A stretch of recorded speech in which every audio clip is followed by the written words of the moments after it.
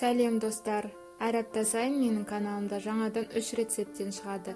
Видеоларды жіберіп алмас үшін менің каналыма тіркеліп алыңыз. Ал бүгін сіздермен өте жұмсақ, дәмді американский булочки дайындайтын боламыз. 240 мг жылы сүтке 7 грамм дрожж және 1 шай қасық құмшекер салып араластырып 10 минутқа көтерілгенше қоя тұрамыз.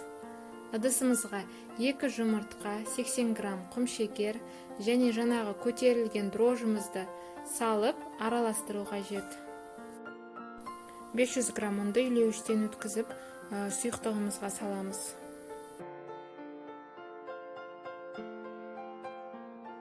Ұнымызды салғаннан кейін осылайдан қолмен араластырып алып, еріген 80 грамм сары майды құйып, тағы да қолмен кішкене араластырып, үстіне ұн салып, қамыр илейтін боламыз.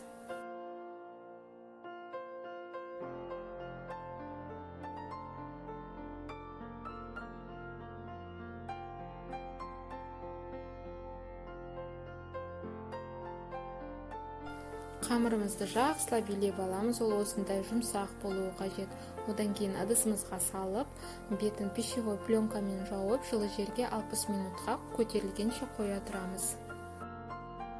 1 сағат өткен соң қамырымыз 2 есе болып, әдемі болып көтерілді. Оны бірденен осылайынан аударып алып, бірден жаюға кірісеміз. Басында осылай қолмен жайып шығамыз, одан кейін оқтаудың көмегімен жаю қажет.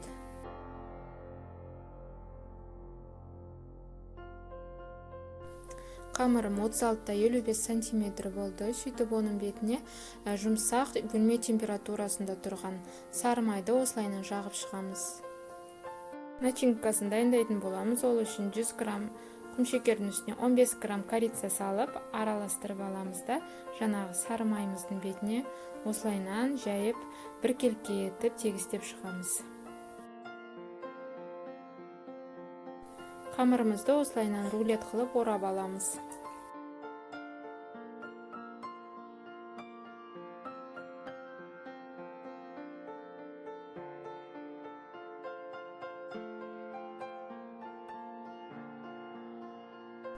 Рулетімізді осылайынан жіптің көмегімен кескен дұрыс болады, сонда ішіндегі начинкалары шашылмай, біркелкі әдемі болып кесіледі.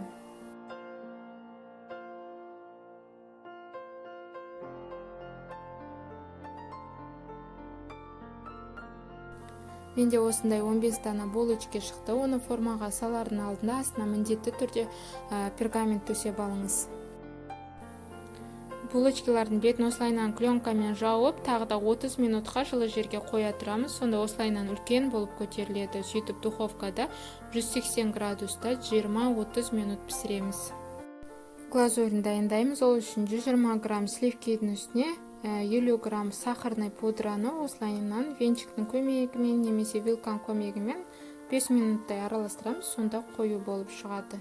Сөйтіп оны піскен булочкидің бетіне осылайынан жағып шығамыз.